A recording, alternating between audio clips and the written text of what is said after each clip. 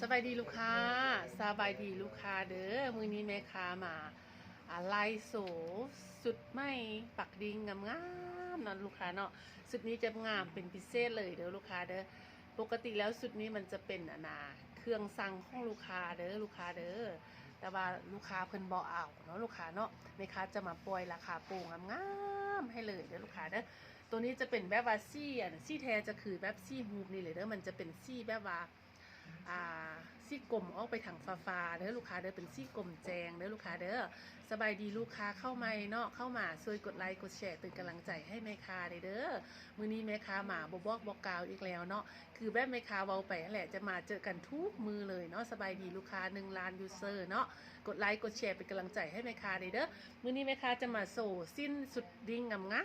มๆเนาะลูกค้างามแทงงามบาเด้อลูกค้าเด้อตัวนี้จะเป็นเซ็ตสิ้นเสร็จไงที่ว่าเป็น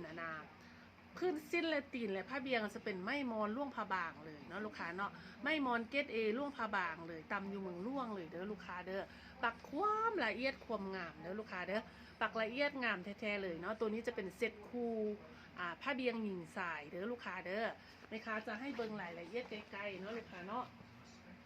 มาแล้วก็สู่บอกแล้วก็เฝ้าไปเฝ้ามาตัวนี้จะเป็นพื้นสิ้นเนาะซี่แท้มันงามเนื้อนะลูกค้าเนื้อดีเนื้อละเอียดเด้อแล้วปักลูกค้าปักควมปานีเด้อลูกค้าเด้อสร้างผู้นี้ปักควมปานีควมเก่งเนาะลูกค้าเนาะความเก่งความแน่นความละเอียดเด้อลูกค้าเด้อตัวนี้สุดนี้นะเฮ็ดไม่ค้าเฮ็ดไว้นะ3 เดือนล่างเนาะลูกค้า5 กันแล้วเนาะมันแล้วบ่ทันเนาะลูกค้าเนาะมันแล้วบ่ทันเด้อคันถ้าว่าลูกค้าอยากได้แม่ค้าจะปล่อยปูพิเศษให้ตัวนี้เป็นพื้นสิ้นเด้อลูกค้าเด้อเดี๋ยวแม่ค้าจะเอาผ้าเบียงให้เบิ่งเนาะตัวสุดพิเศษตัวนี้มันมีแต่สุดเดียวเท่านั้นเด้อสุดนี้มีแต่สุดเดียวเด้อมันเป็นเครื่องสั่งเนาะลูกค้าเนาะคันถ้าว่าลูกค้าอยากได้เนาะมันรุดจองลูกค้าเอาไปเลยแม่ค้าให้ราคาปูแม่ค้าข้อสู่ผ้าเบียงให้เบิ่งก่อนติ่นสิ้นจะละเอียดงามแบบนี้เลยนะลูกค้าเดี๋ยวตัวเครื่องสร้างนะลูกค้ารับประกันรถลูกค้าเครื่องสร้างนะจะละเอียดงามนะลูกค้าไม่ค้าให้เบิ่งไกลๆเนาะและที่สำคัญเป็นไม้ลาวแท้เด้อลูกค้าเด้อสบายดีเนาะสบายดีหนังเศร้าปิดสนาหนังเศร้าล่วงผาบางงานแท้งามมาลูกค้าหมักแคปฮุบถักอินบ็อกเด้อตัวนี้เป็นพื้นสิ้นเนาะลูกค้าเนาะเดี๋ยวแม่ค้าเอาผ้าเบียงให้เบิ่งเด้อลูกค้าเด้อมันจะมาคู่กับผ้าเบียงซ่องพื้นเนาะลูกค้าเนาะตัวนี้เนาะปกติตัวนี้เด้อลูกค้าเด้อตัวนี้ปกติราคาเนาะราคาปกติมัน$850เด้อจะได้สิ้นพื้นหนึ่งผ้าเบียงซ่องพื้นผ้าเบียงหญิงสายแล้วก็มีขอแค่เสื้อให้พร้อมเนาะและแม่ค้าจะแถมหัวสิ้นให้นำเด้อ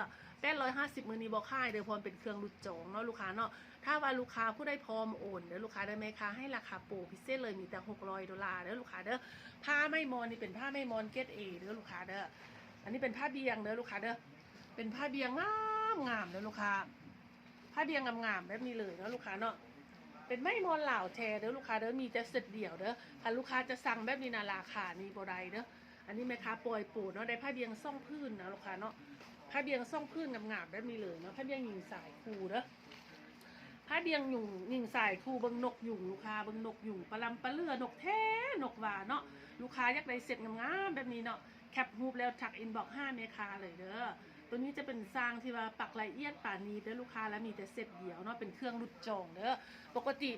ติเซตใหญ่แบบนี้นะลูกค้ามันถึงเหมือนสู้ไหมคะบริเหตุไว้ค่ายเด้อแต่ว่ามันเป็นเครื่องสร้างรุดจองค่ะถ้าว่าลูกค้าผู้ใดนะมักซี่นี้อยากเอาไปไว้ใส่เลยเครื่องละเอียดงามเนาะลูกค้าเนาะละเอียดงามแท้งาม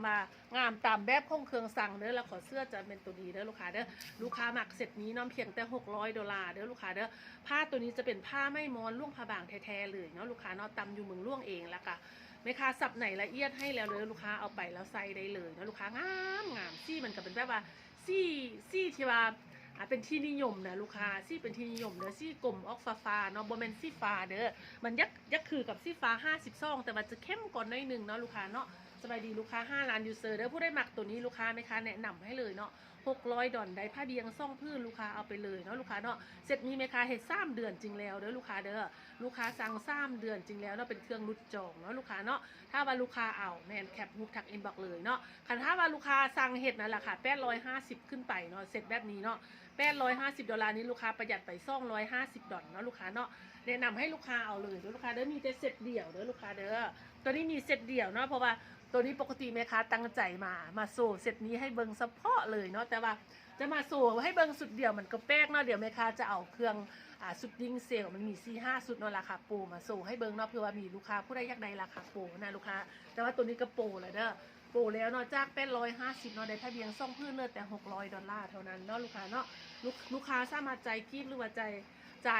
ายบาทจ่ายดอลลาร์ได้หมดเลยเนาะก็แต่ว่าลูกค้าเอาเนาะลูกค้าเนาะงามๆนะลูกค้าเป็นเซ็ตจะได้เป็นแบบนี้เลยเด้อได้ผ้าเบียงเนาะแคปรูปเด้อลูกค้าเด้อเพื่อมีลูกค้าอยากได้เนาะขอบใจลูกค้าที่ว่ากดไลค์กดแชร์เด้อลูกค้าเด้อเพื่อมีมูคูอายเอ้ยน้องพูดที่ว่าอย่างบ่ทันพูดจักแม่ค้านะเห็นเพิ่นอยากได้เนาะเพิ่นจะได้สินค้าดีๆราคาพิเศษเนาะลูกค้าเนาะขอบใจลูกค้าเด้อจิช่วยกดไลค์กดแชร์เนาะลูกค้าเนาะอู้ตัวนี้งามแท้งามลูกค้าเมิดดิ้งเป็นกิโลนะลูกค้าตีนก็ขวมหน้าขวมแน่นผ้านี่ก็งามแท้งามว่าลูกค้าแคปรูปเด้อลูกค้าเด้อแคปเลยเนาะลูกค้าเนาะได้เป็นเสร็จแบบนี้ไปเลยเด้อเพียงแต่$600เนาะลูกค้านะเป็นสุดที่1นะลูกค้าเด้อมีโบไล่เด้อสุดรุ่นนี้มีแต่สุดเดี่ยวเนาะเบิดหานเนาะลูกค้าเนาะคันท่าอยากได้โหมดอื่นซี่อื่นต้องได้สั่งเอาเด้อลูกค้าเด้อคณะผู้ใดที่ว่าแต่ว่าจะใส่ซี่นี้นะมีโอกาสได้ใส่แล้วก็เอาไว้เลยเนาะลูกค้าเนาะเอาไว้เลยไหมคะแนะนำเด้อเพราะว่าผ้ารุ่นนี้มันโบได้ราคานี้เนาะเพราะว่าค่าผ้าละลากะค่าผ้าละลากะเกือบ100 ดอลก่ายเนาะค่าผ้าละลากะ100 กว่าดอลแล้วเฉพาะแต่ค่าผ้านะแล้วนี่รวมค่าปักค่าดิ้งเนาะลูกค้าเนาะต่อมาจะเป็นซี่ข้าวเมาเด้อตัวนี้จะเป็นเครื่องแม่ค้าเซลล์เนาะลูกค้าแม่ค้าเซลล์ราคาปกติเซลล์350แต่มื้อนี้แม่ค้าจะมาเซลล์ให้ราคา330เด้อลูกค้าเด้อจะได้ขอแค่แล้วแถมหัวสิ้นให้พร้อมเนาะเดี๋ยวขอแค่แม่ค้าจะสู่ให้เบิ่งต่ำล่างเด้อลูกค้าเด้อตัวนี้ก็งามๆเลยลูกค้าแม่ค้าให้เบิ่งตีนสิ้นไกลๆเนาะตัวนี้เนาะตัวนี้จะเป็นผ้าเกล็ดป่าธรรมดาเด้อตัวบางทีจะเป็นผ้าไม่มอนโยดนะข้องลงผ้าบางแท้ๆตำอยู่เมืองล่วงเลยเนาะแต่จะเป็นผ้าเกล็ดป่าเนาะผ้ารุ่นนี้จะราคาถือก่อนฉะนั้นแม่ค้าจะค่ายตามราคาเด้อลูกค้าเด้อตัวนี้ราคา330นี่มันบ่ได้มีกำไรอย่างแล้วเนาะลูกค้าเนาะแต่ว่าแม่ค้าปั่นให้ไซส์เนาะผู้ใดที่ว่ายักไซส์นะมีงานหรือว่ากำลังจะมีงานก็เอาไปไว้ไซส์ราคานี้ราคาดีราคางามและเครื่องก็งามอีกเนาะลูกค้าเนาะตัวนี้จะเป็นซี่ข้าวเมาเด้อลูกค้าเด้อลายแมงกะเบือนลูกค้าลายงามเลยลูกค้าเด้อมีบ่ไล่เด้อลูกค้าเด้อมีแนวละสุดนะลูกค้าผู้ใดอย่างบ่ทันใดแล้วมาเอาเนาะลูกค้าเนาะผู้ใดอย่างบ่ทันใดแล้วมาเอาเด้อตัวนี้จะเป็นผ้าเบียงนะผ้าเบียงก็งามๆแล้วมีเหลืองเนาะมักเซ็ตนี้แคปฮูปเด้อลูกค้าเด้อมักเซ็ตนี้แคปฮูปเลยเป็นซี่แบบเคี่ยวข้าวเมานะลูกค้าเคี่ยวออกสาแห้งเนาะเคี่ยวข้าวเมาสาแห้งง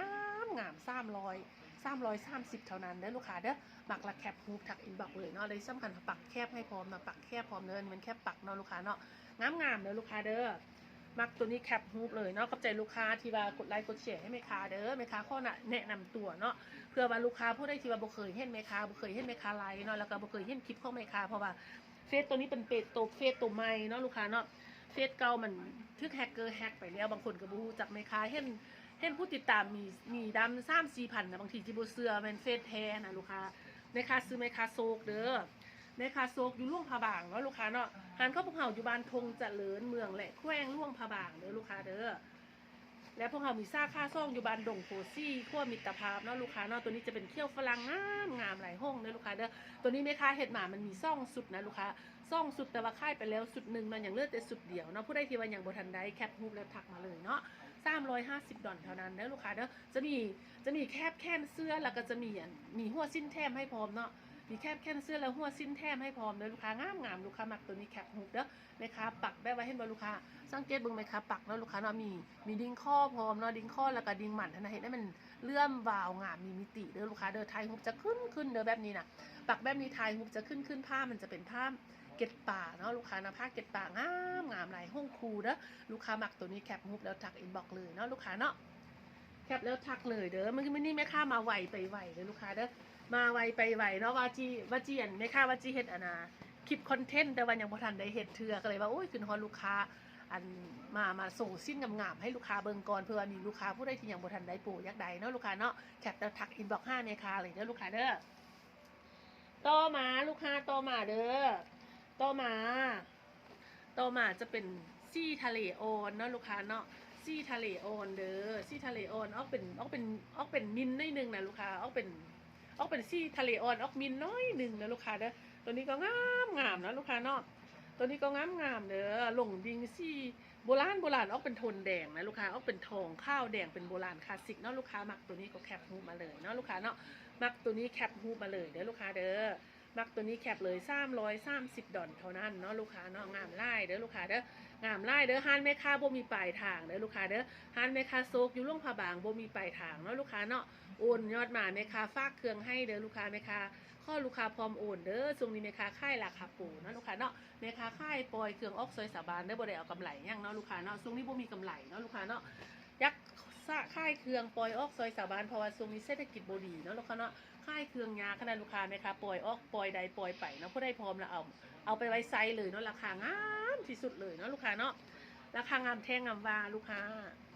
ลูกค้ามักแคปฮุกทักอินบ็อกเด้อตัวนี้เป็นซี่ทะเลเด้อลูกค้าเด้อซี่ทะเล330ดอลเนาะลูกค้าเนาะต่อมาลูกค้าเป็นเพื่อนสุดท้ายเลยเด้อเป็นสุดท้ายสำหรับดิงเนาะลูกค้าเนาะเสร็จใหญ่อยู่ฮันแม่ค้ามีแต่สำนี่แหละเนาะเข้าใหม่มาอีกก็ประมาณ2-3สุดแต่ว่าลีดอย่างบ่ทันแล้วเถื่อเนาะถ้าว่าลีดแล้ว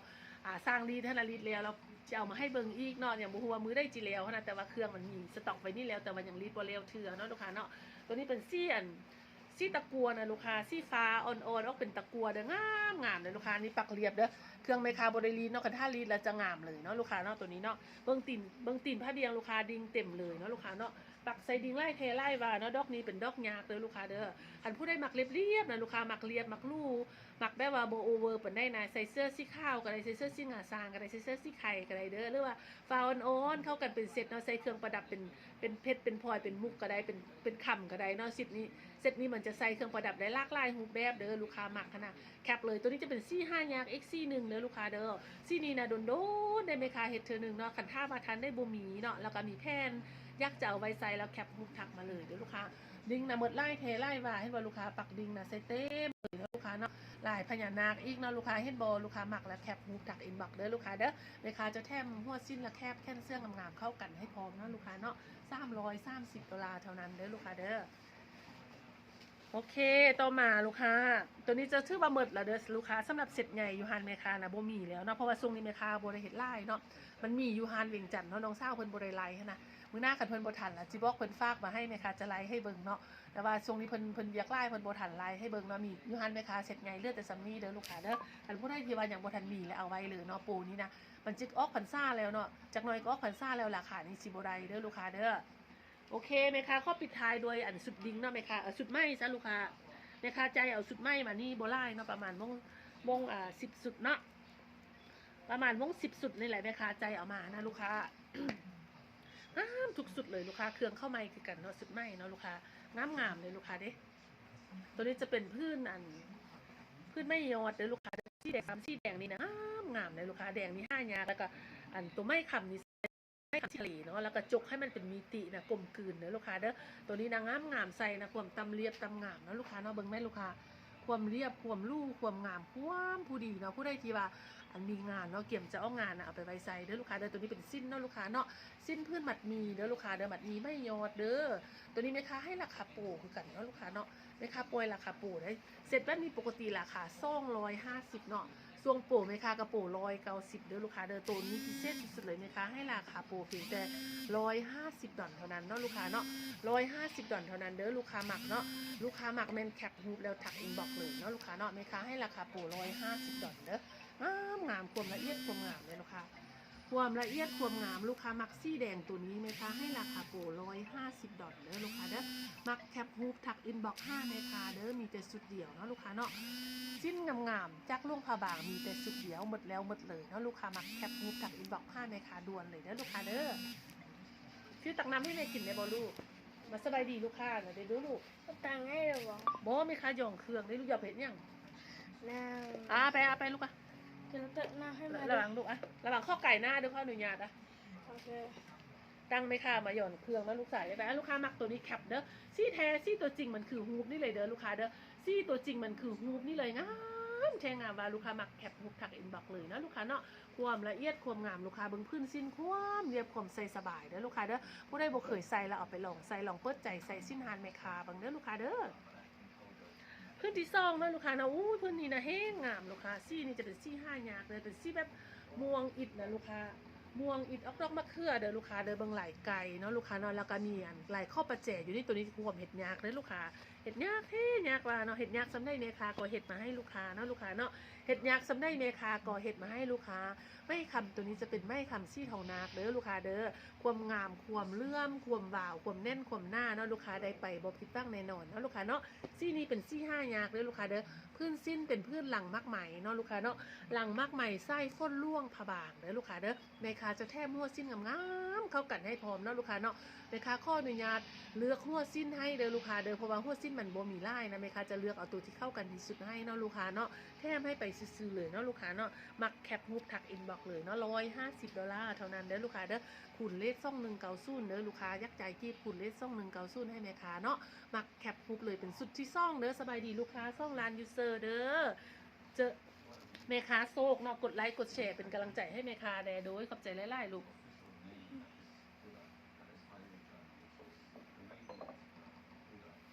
เมคาฝ้อยไล่ก็ข้อกินนำก่อนเนาะลูกค้าเข้ามากดไลค์กดแชร์ให้เมคาเด้อตัวนี้จะเป็นสิ้นไม่มอนยอดลูกผบางเนาะลูกค้างามความเรียบความงามลูกค้าสัมผัสอ่อนนุ่มใส่แล้วใบสบายเป่าสบายโบราขายเครื่องผิวเด้อส่วนไม่ขำเนาะจุดพิเศษของไม่ขำลูกผบางคือว่าโบหดโบหักใส่ดีใส่สบายหักซ่าได้โดนนานส่วนลูกส่วนล้านเลยลูกค้าเด้อราคานี้นะสุดคุ้มที่สุดเลยเนาะลูกค้าเนาะซอยกันอุดนู่นเด้อลูกค้าเด้อผู้ได้มีเงินไข่อุดนู่นซอยเลือดและกระทรงเสริมสาวบานเด้อลูกค้าเด้อเพราะว่าช่วงนี้เมคาบ่ได้ไข่เอากำไรเนาะเมคาไข่เอาราคาถึงเด้อลูกค้าเด้อเอาราคาถึงบางอย่างก็ลุกถึงก็มีเนาะลูกค้าเนาะเพราะว่าช่วงนี้เศรษฐกิจบ่ดีนะลูกค้าเมคาไข่ซอยสาวบานเนาะไข่เอาเงินมุ่นถึงให้กระเจ้าเด้อลูกค้าผู้ได้มีเงินไข่แล้วจัดเลยเนาะลูกค้าเนาะแคปรูปแล้วทักเด้อลูกค้าเด้อแคปแล้วทักงามแท้งามบานเนาะลูกค้าเนาะ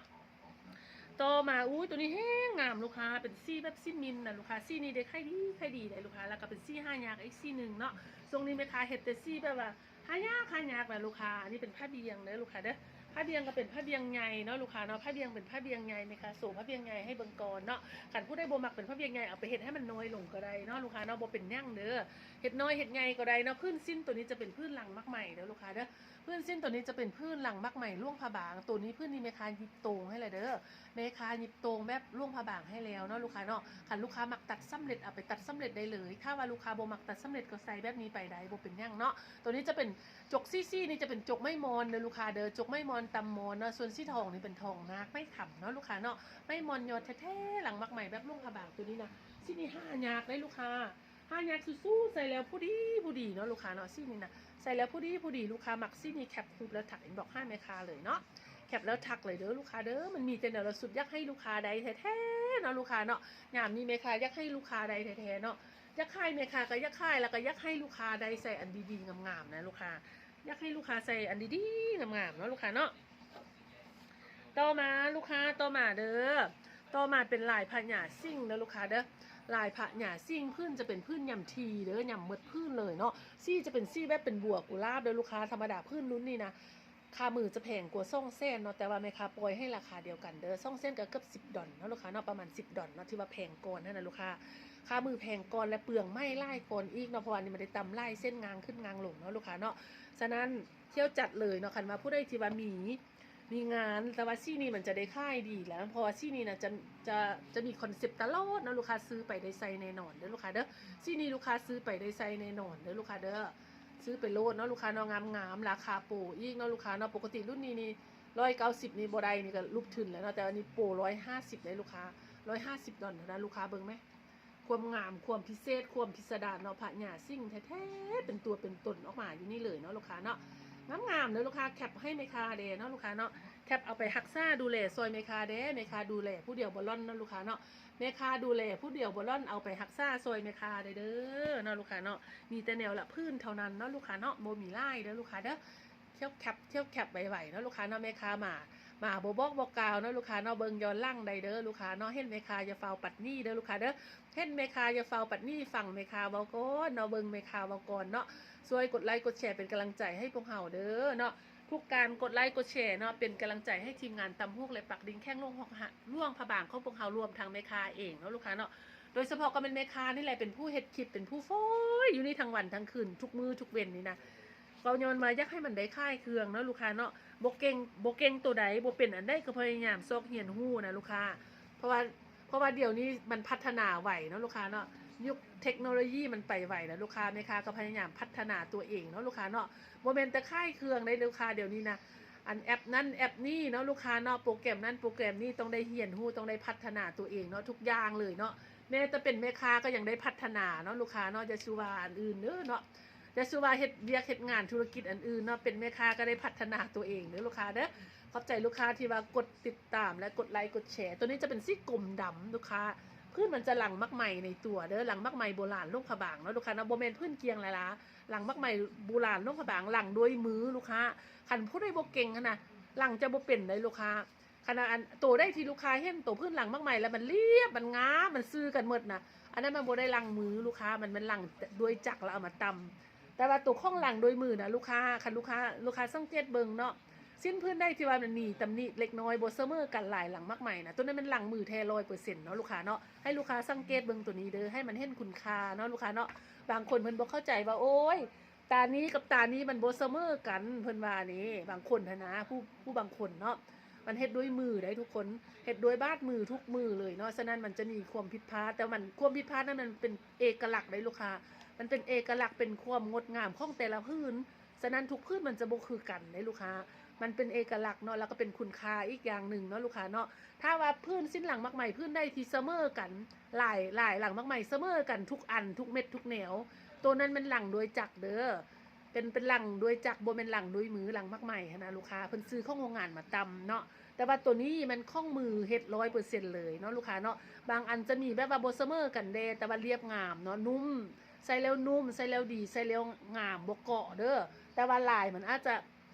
มีความผิดเพี้ยนเล็กน้อยเนาะเป็นความงามเอกลักษณ์ของพื้นได้พื้นนั้นเด้อลูกค้าเด้อแม่ค้าแนะนำให้เบิ่งเนาะลูกค้าเนาะโอเคตัวนี้ซี่กลมเด้อลูกค้าเด้อมีแต่สุดเดียวเลยลูกค้างามความโบราณบ่ให้เบาเนาะลูกค้ามักแคปมุกทักอินบ็อกซ์เลยเนาะ$150เท่านั้นเด้อลูกค้าเด้อแม่ค้าจะซอกหัวสิ้นงามๆแถมให้เนาะลูกค้าเนาะคันลูกค้าเอานะลูกค้าเนาะโอเคอย่างเลือดซ่องเพื่อนสุดท้ายเด้อลูกค้าเด้อพิเศษนะลูกค้านะพิเศษสุดนี้เด้อสุดนี้พิเศษที่สุดคันมันบ่ได้เอาแล้วมันโซกดีที่สุดเลยเพราะว่าอย่างลูกค้าเพราะว่าตัวนี้นะติ่นพื้นสิ้นละลายนี่ไหมคะค่าย150 100บรุษเพราะว่าอันนี้เป็นคำแปลเนาะลูกค้าเนาะผู้ใดบ่เคยใส่คำแปลของอินเดียนะลองเอาไปใส่เบิ่งเด้อลูกค้าเด้อรุ่นนี้จะเป็นรุ่นเกรดดีเด้อลูกค้าคำแปลเกรดดีมันมีหลายเกรดเนาะคำแปลเนาะตัวนี้เป็นรุ่นเกรดดีเนาะลูกค้าเนาะมันจะมีน้ำหนักอยู่ตัวเด้อลูกค้าเป็นโลหะแท้เนาะลูกค้าเนาะตัวนี้นะปกติสิ้นละลายไหมคะกระปอยคันว่าทึกสุดกระโบหลุด100แล้วนะบ่ได้100ไหมคะเอาไปสู่อยู่ห้านเนาะตัวนี้เนาะแต่ว่าราคาแท้เพิ่นก็มัน250พุ่นได้ลูกค้าแต่ว่าอันนี้แม่ค้าบ่ได้เอากำไรหยังลูกค้าไม่นี่แม่ค้าซื้อไว้มันมีอยู่แล้วนะลูกค้ามันมีอยู่ห้านแม่ค้าอยู่แล้วแม่ค้าบ่ได้ฮอดไลค์ค่าไม่ตัวเองเนาะมีแต่ไลค์ค่ามือราคาไม่มอนที่ว่าซื้อใหม่ตัวเครื่องที่มีอยู่เก่าแม่ค้ายังบ่ได้ไลค์ใส่ซ้ำเนาะลูกค้าเนาะโอเคมันมาคู่กับผ้าเบียงแบบนี้เด้อลูกค้าเด้อมันมาคู่กับผ้าเบียงแบบนี้คำแปลแม่ค้าให้ราคาเดียวกันเลยมื้อนี้แม่ค้าใจปั้มเนาะคำแปลให้แต่150แล้วได้ผ้าเบียงพร้อมลูกค้า5ไส้ใดเนาะลูกค้าลองเอาไปใส่เบิ่งเนาะลูกค้าเนาะลูกค้าเห็นเราได้ใส่ติดใจแน่นอนเด้อตัวนี้มันจะเป็นสีดำเด้อลูกค้าเด้อสีดำเนาะแต่เพื่อนมันจะหลังมักใหม่เป็นสีไข่นะลูกค้าหลังมักใหม่สีไข่ให้มันฮูงขึ้นเนาะแต่ว่าที่จริงแล้วเป็นสีดำเนาะลูกค้าเนาะพื้นแท้ๆเป็นสีดำงามลูกค้าความเลื่อมความวาวความงามลูกค้ามักแคปรูปทักอินบ็อกซ์เลยเนาะมีแต่สุดเดียวเท่านั้นเด้ออยากได้ซ่อง3สุดกระบ่มีแล้วเนาะลูกเนาะลูกค้าเนาะจะตำอีกกระบ่มีไม้แล้วเพราะมันเป็นไม้เก่าที่ไม่คายมีอยู่แล้วมันหมดแล้วเนาะลูกค้าเนาะจะสั่งไม้ก็แพงเลยลูกค้าไม้รุ่นนี้ความแพงเด้อลูกค้าเด้อแม่ค้าซื้อในโลนึงก็10 กว่าล้านเด้อลูกค้าเด้อไม้รุ่นนี้น่ะแพงหลายเด้อลูกค้าเนาะแต่ว่าแม่ค้ามีอยู่แล้วนะแม่ค้าบ่ได้ไล่ฮอดค้าไม้ฮู้แต่ว่ามันมีอยู่แล้วเอาปล่อยออกไปแล้วก็บ่เป็นหยังเนาะเอาปล่อยออกไปเป็นทุนหมุนเวียนบ่เป็นหยังเนาะลูกค้าเนาะกำไรมันว่างเอาน้ำห้วยหน้าว่าซั่นๆลูกค้า โอเคนี่เพื่อนสุดท้ายแล้วเด้อลูกค้าเด้อเพื่อนสุดท้ายสำหรับคลิปนี้แล้วเนาะแม่ค้าโซคลิปนี้เป็นเพื่อนสุดท้ายเนาะเจอกันใหม่มือแหลงหรือว่ามือค่ำเนาะลูกค้าเนาะมือแหลงมือค่ำแม่ค้าจะเอาสิ้นฝ้ายมาเซลให้เนาะลูกค้าเนาะแต่ว่าสำหรับตัวนี้เป็นเพื่อนสุดท้ายเด้อเป็นหลังมักใหม่คือกันนะมักใหม่สีดำเป็นสีแดงนะลูกค้าลายหม่อมเนาะลายหม่อมแล้วก็มีม้าน้อยอยู่นำเนาะลูกค้ามีม้าน้อยคอยหักแล้วก็มีหม่อมอยู่นำเด้อหม่อมซิ่งเนาะลูกค้าเนาะงามเลยลูกค้างางหมดพื้นไม่ขำเนาะไม่ขำจะเป็นไม่ขำซี่ทองคำแล้วลูกค้าเด้องามลูกค้ามักตัวนี้แคปคุกเลยเนาะลายนี้จะใส่เรียบนะใส่ดูดีผู้ดีนะลูกค้ามันบอเวอร์บังลายเนาะลูกค้าเนาะผู้ได้ที่ว่าใส่แล้วมักเรียบลูกค้ามักใส่เรียบนะลูกค้าเอาไปใส่เด้อพื้นสิ้นก็จะเรียบงามแบบนี้เลยเนาะไม่มอนเหมือนลวกเนาะผู้ได้ที่เคยนุ่งจะฮูดีว่าใส่ดีใส่สบายคักแท้เนาะลูกค้าเนาะโอเคลูกค้าฮอดตอนสุดท้ายแล้วเด้อลูกค้าเด้อขอบใจลูกค้าทุกท่านที่ว่า ติดตามแม่ค้าเนาะแล้วก็เบิ่งแม่ค้ามาฮอดนาทีสุดท้ายผู้ใดที่เข้ามาใหม่เบิ่งย้อนหลังใดเด้อแม่ค้าจะจงคลิปไว้บ่ได้ลืมคลิปทิ่มเนาะลูกค้าเนาะมันจะอยู่นำแม่ค้าฮอด30มื้อเนาะคลิปนี้เนาะลูกค้าเนาะสามารถเบิ่งย้อนหลังใดเด้อลูกค้าเด้อกดไลค์กดแชร์เป็นกำลังใจให้แม่ค้าแม่ค้าเข้าฝากเฟซส่วนตัวเนาะแม่นเฟซตัวนี้เป็นเฟซส่วนตัวของแม่ค้าโซกวงพระจันทร์เด้อแล้วแม่ค้าจะมีเพจเนาะลูกค้าเนาะผู้ใดที่บ่ได้ติดตามเพจเธอมีเพจคือไม่ในหวังเด้อเป็นเพจของแม่ค้าเองเนาะลูกค้าเนาะและอีกเพจน้องใหม่จะเป็นเพจโซคิวเพจโซคิวยังบ่มีผู้ติดตามหลายเพราะว่าแม่ค้าจะมีแผนเฮ็ดเป็นเครื่องส่งออกเนาะลูกค้าเนาะเป็นแบรนด์โซคิวนะลูกค้าคันผู้ใดที่ว่าอยากติดตามข่าวสารข้อมูลหรือว่าอัปเดตผลิตภัณฑ์ใหม่ๆก็ไปกดไลค์กดแชร์เพจนั้นใดนะลูกค้าเนาะโอเคสุดท้ายข้ออำลาเด้อลูกค้าเด้อขอบใจลูกค้าทุกท่านเด้อลูกค้าเด้อที่ว่าอุดหนุนนะว่าจะเป็นการซื้อสินค้าการกดไลค์กดแชร์ให้กำลังใจต่างๆเนาะขอให้ทุกท่านโชคดีเด้อเราเจอกันใหม่คลิปหน้าเด้อลูกค้าเด้อเฮ็ดหยังก็ให้ประสบผลสำเร็จเนาะบ๊ายบายอย่าลืมกดไลค์กดแชร์ให้แม่ค้าเด้อเฮ็ดแม่ค้าอย่าสูฟาวปัดทิมเด้อลูกค้าเด้อกดไลค์กดแชร์เบิ่งยอดเพิ่มยอดให้แม่ค้าเด้อลูกค้าเด้อบ๊ายบายแล้วเจอกันใหม่คลิปหน้าเด้อลูกค้าเด้อ